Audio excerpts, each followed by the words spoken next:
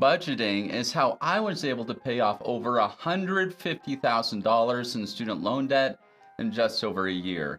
And I've included a budgeting spreadsheet in the description that I personally use to make this process as simple as possible.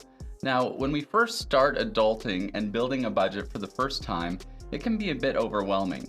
So if you're a beginner to the process, don't worry. I'm going to make this as simple as possible.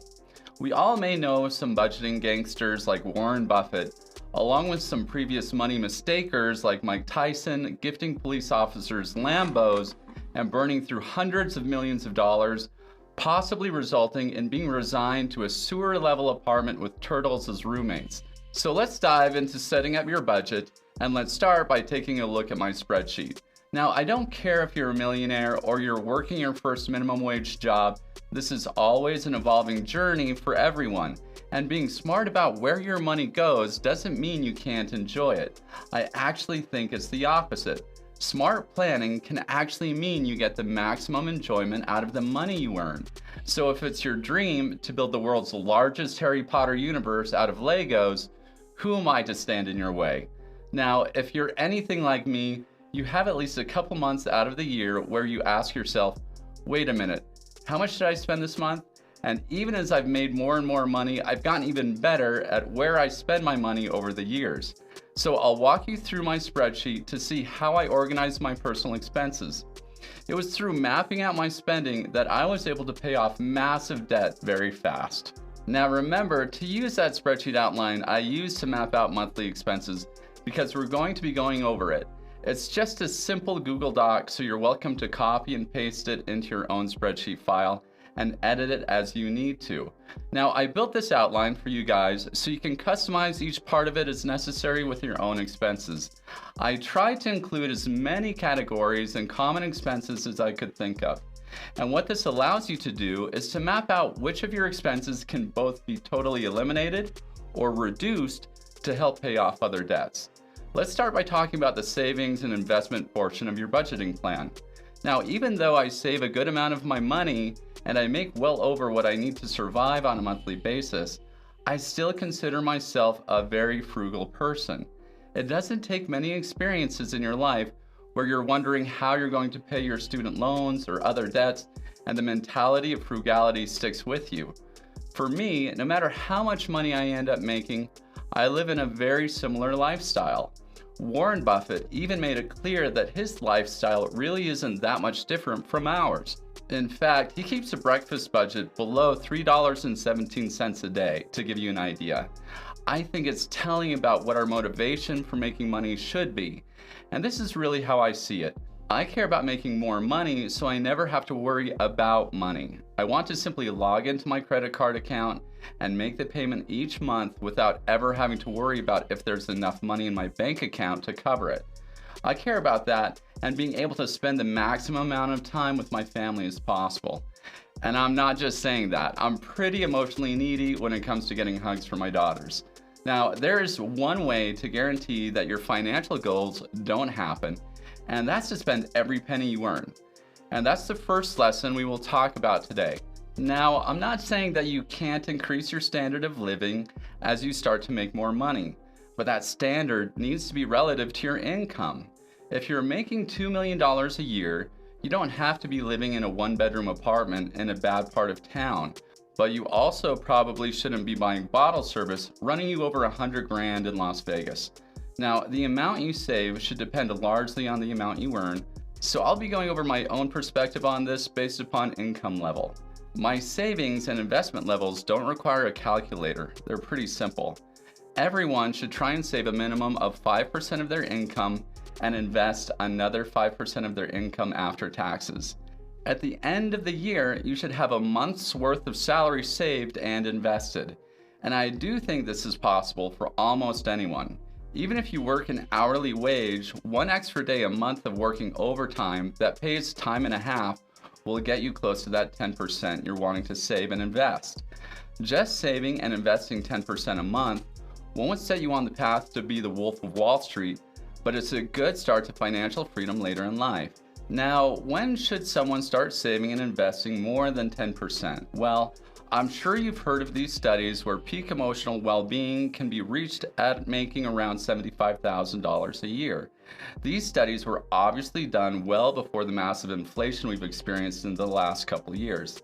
Now, there are studies showing that $105,000 a year seems to be the amount needed for life satisfaction, or at least here in the United States. Obviously, this can be dramatically affected by where you live in the country. The cost of living is different from one city to another. Even $100,000 won't stretch too far for a minivan driving soccer mom that's neighbors with Kim Kardashian. But my point is this: I think this level of $75,000 to $105,000 a year is where you should start considering saving and investing more than 10% of your income. And listen, you can start saving more of your income well below this amount.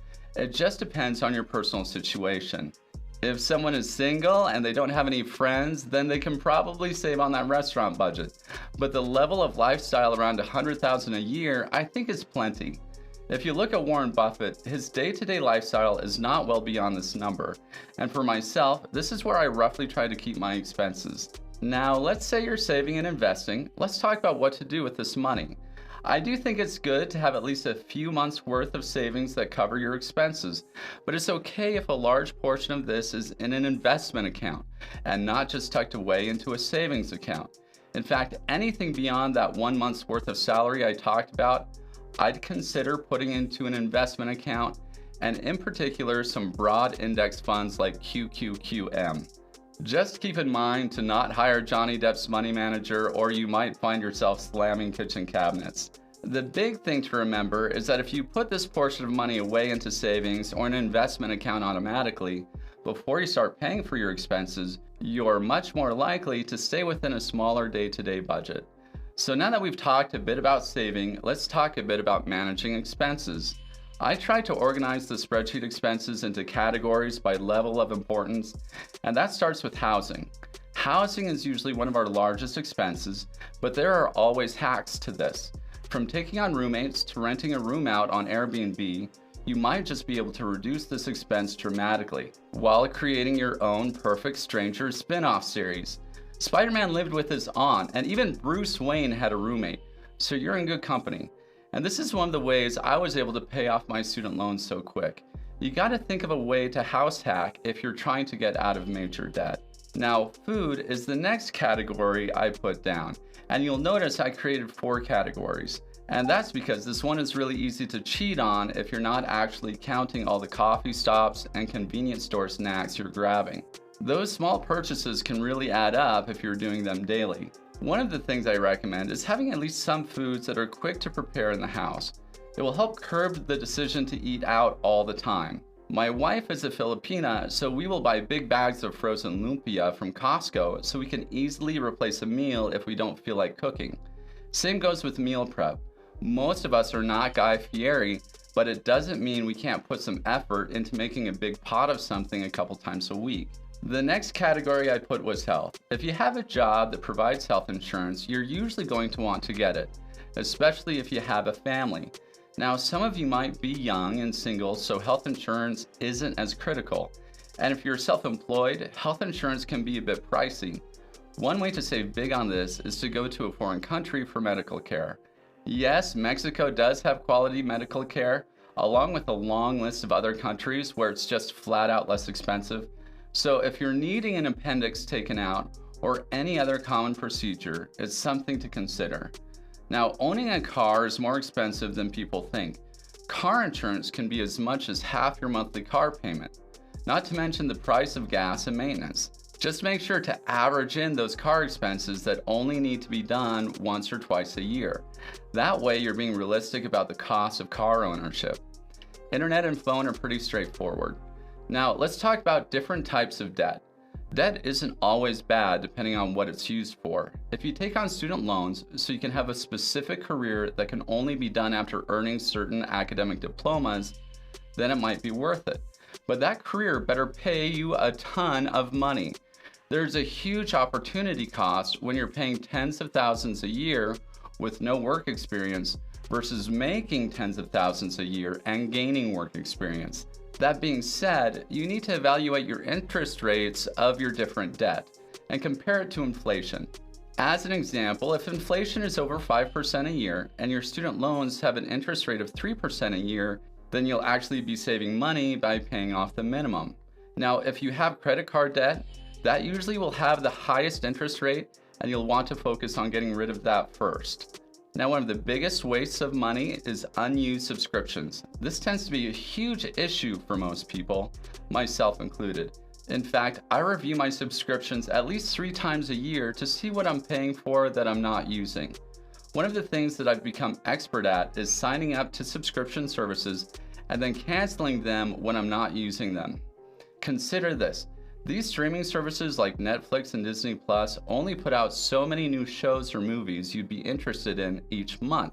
Well, what if you signed up for Netflix one month, watched the new shows you wanted from the service, and then canceled it the next month while signing up for Disney Plus? Then cancel the Disney Plus after a month and go back to Netflix or any other streaming service. This way you get the benefit of seeing all the original content available with each service, but only have to pay for one of them on any given month.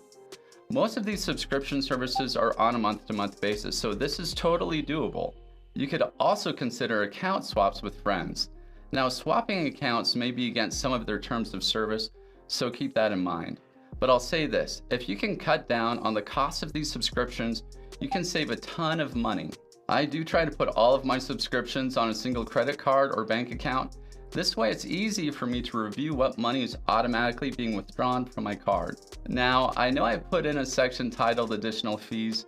Maybe it's because I'm cynical or just realistic. Even if you're organized, you'll likely end up with random fees for things you were not expecting. So you might as well budget them in.